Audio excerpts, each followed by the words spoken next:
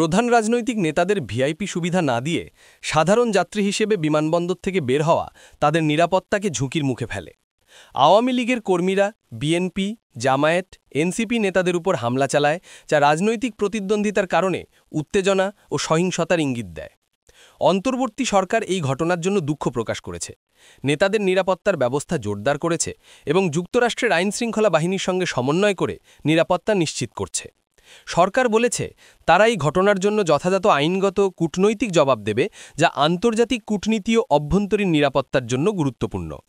জাতিসংঘের সাধারণ পরিষদের অধিবেশনে যোগ দিতে ড. মুহাম্মদ ইউনূসের সঙ্গে যুক্তরাষ্ট্রে গেছেন বিএনপির মহাসচিব মির্জা ফখরুল ইসলাম আলমগীর, জামায়াত ইসলামের নায়েবে আমির সৈয়দ আবদুল্লাহ মোহাম্মদ তাহের এবং এনসিপির সদস্য সচিব আখতার হোসেন সহ কয়েকজন নেতা। যদিও তারা প্রধান উপদেষ্টার সফরসঙ্গী ছিলেন, নিউ ইয়র্কের জন এফ কেনেডি বিমানবন্দরে ভিআইপি সুবিধা পাননি। এই কারণে তারা সাধারণ যাত্রী হিসেবে বিমানবন্দর থেকে বের হতে গিয়ে আওয়ামী লীগের কর্মীদের দ্বারা হেনস্থার শিকার হন। আখতার হোসেনের উপর পর্যন্ত ডিম নিক্ষেপ করা হয়।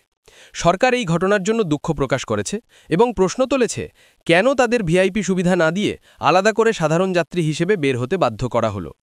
সরকার জানিয়েছে, বিমানবন্দরে প্রথমে প্রতিনিধি দলকে নির্ধারিত ভিআইপি গেট দিয়ে প্রবেশ করানো হয় এবং নিরাপত্তার ব্যবস্থা নেওয়া হয়, কিন্তু ভিসা সংক্রান্ত হঠাৎ জটিলতার কারণে তাদের বিকল্প পথে যেতে হয়।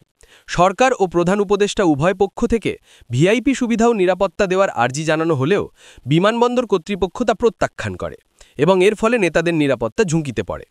ঘটনার পর তাদের নিরাপত্তা জোরদার করা হয়েছে এবং যুক্তরাষ্ট্রের স্থানীয় ও ফেডারেল আইনশৃঙ্খলা বাহিনীর সঙ্গে ঘনিষ্ঠ সমন্বয় চলছে।